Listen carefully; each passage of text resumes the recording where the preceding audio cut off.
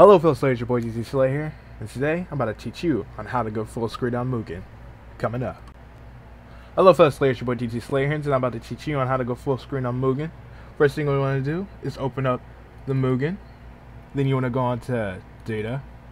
Scroll down until you see Mugen CIFG. We'll left click that. Then you want to click on Notepad. It's up to you if you want to always use this file, but for me I'm not going to do that. Then you want to left click OK. Then you want to scroll down until you see video, and you want to look for full screen and set this to 1.